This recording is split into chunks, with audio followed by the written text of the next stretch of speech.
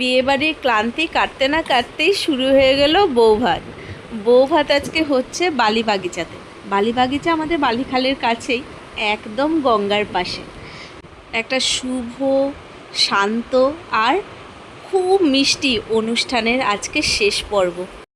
বউ ভাত, হাজব্যান্ড ওয়াইফকে এক ট্রে শাড়ি, মিষ্টি, গয়না, তার সাথে ভাত দিয়ে তার রেসপন্সিবিলিটি নেয়। আমি জানি না আজকাল যুগে বড়রা বউদের কতটা রেসপন্সিবিলিটি নেয় কি না নেয়, কিন্তু রিচুয়ালসটা খুবই সুন্দর।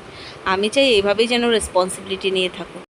কেন যে এটা করা হলো, যে মেয়েদের মাথায় এটা এলো যে মেয়েরা একদম সমান তালে ছুটবে, কাজ করবে, কর্ম করবে, সে হাই লেভেল উপর পোস্ট পর্যন্ত যাবে। আগেই ভালো ছিল বলুন, রান্না টান্না করে বাস একটু একতা কাপড়ের কয়েকটা সিরিয়াল দেখে একটু শান্তিতে জীবনটা তো কাটানো যেত বাচ্চা কাচ্চাকে দেখে।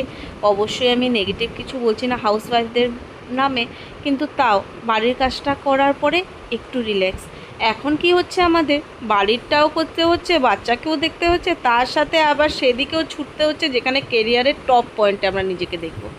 উফ, হ্যাঁ এখানে বলতে পারেন তাহলে রান্নার একটা লোক রেখে নিন, বাচ্চাকে দেখার একটা লোক রেখে নিন, কিন্তু না, তেমন হয় না। রান্নার লোক দেখে সে নিজের রসিয়ে কুষিয়ে রান্নার টেস্ট পাওয়া যায় বলুন? তাই মেয়েরা আরও মাথায় রেসপন্সিবিলিটি নিয়ে ছুটছে। ভাত কাপড় একদিনের জন্য নিয়ে পরের দিন নিজেই ভাতের জোগাড় করার জন্য এই দুরন্ত একটা শহরে ছোটাছুটি চলছে। অনুষ্ঠান বাড়িতে ঢুকে যাওয়ার সাথে সাথে আমার আর বিহুকে নিয়ে কোনো টেনশন নেই।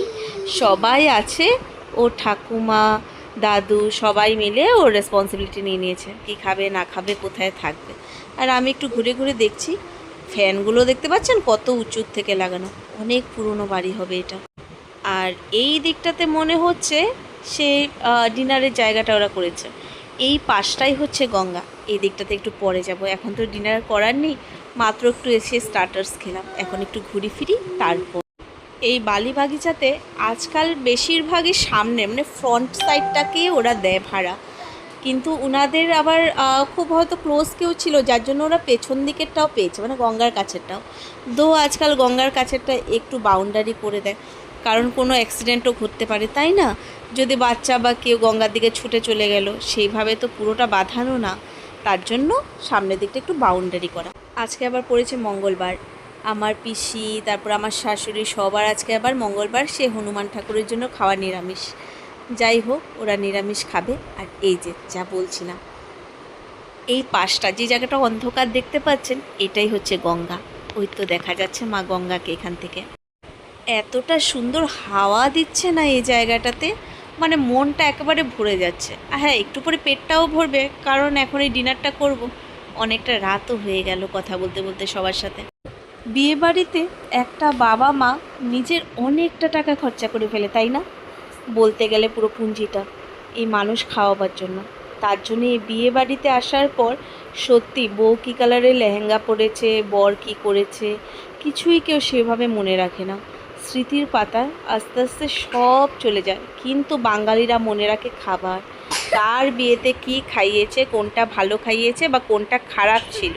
বিশেষ করে খারাপ ছিলটা তো সবার মনেই থাকবে। অ্যাকচুয়ালি করা উচিত নয়। একটা বাবা, একটা মা জীবনের পুরো পুঁজিটা সেই মেয়ের বিয়ের জন্য লাগিয়ে দেয় বা ছেলের বিয়ের জন্য, সেটাকে একদমই সমালোচনা করা উচিত নয় বলুন, আমাদের কারোই নয়। আমাদের এই বাড়ির খাওয়া দাওয়া ছিল অসম্ভব ভালো, এতটা ভালো লেগেছে খাবার দাবার কি বলি। আমার বিহু তো ও আর কিছুই না, ওর চিকেন পকোড়া আর আইসক্রিম।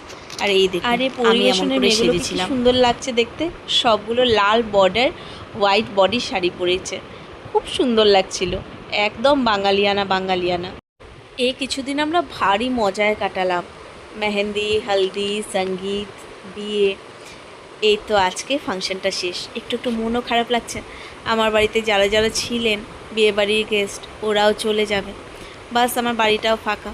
নেক্সট ডে থেকে সেম ডিউটি, সকালে ওঠো, কাজে যাও, নিজের টিফিন নিজে করো। যাই হোক, এইভাবেই সময় যাবে। যারা এই ভিডিওটা দেখছেন ওরা আশা করি সমস্ত ক্লিপগুলোই পেয়েছেন, বিয়ের আগের অনুষ্ঠানগুলো। তো সবাই প্লিজ একটু নিজের প্রার্থনাতে রাখবেন উৎসব আর মধুজাকে, যেন ওদের আগামী জীবন খুবই ভালো যাক, ভালোবাসা ওদের মধ্যে প্রচুর থাকুক, আর একজন আরেকজনের প্রতি সম্মান। এদিকে আমি একটু লুকিয়ে চুরিয়ে আইসক্রিম খাচ্ছিলাম, আমার ছেলে পাশ দেখে ফেলেছে। কি আর করি, এখন ওকেও দিতেই হবে, ওকে না দিলেও পাগল করে দেবে। আর নতুন একটা মাথায় চেপেছে যে কাউকেও ভিডিও তুলতে দেবে না। আর বিশ্বাস করুন, প্রতিটা ক্যামেরাম্যান এদিকে এসে ওরই ভিডিও নেওয়ার জন্য চেষ্টা করছে, আর ও এখানে তার সাথে চিৎকার করেই যাচ্ছে। দেখাচ্ছি না, তুমি সব সময় ইয়ে করছো। ধরা পড়ে গেছে যে আইসক্রিম খাচ্ছে।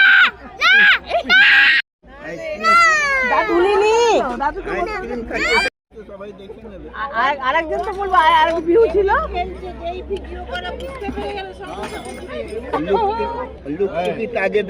আগে লুকটুকি টকটমেটো দেখবে কি হবে। লুকটুকি দেখলে কি হবে?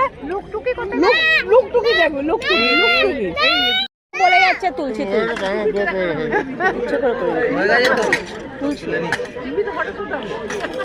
জল নেবে তোমার, ওর খাবারটা তুলে নিচ্ছে।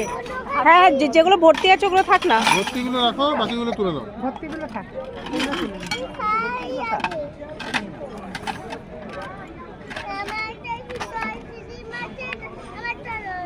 আমারটা নয়, ওরটা আইসক্রিম খাচ্ছে, ওরটা নেবে না।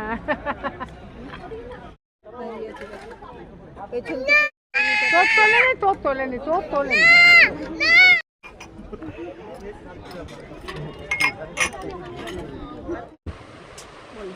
ভিডিওটা এখানে শেষ করছি।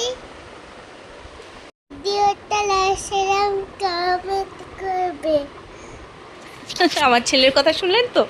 তাহলে ভিডিওটা এখানেই শেষ করছি, আবার দেখা হবে পরবর্তী একটা ভিডিওতে। ভালো থাকবেন সবাই, টাটা।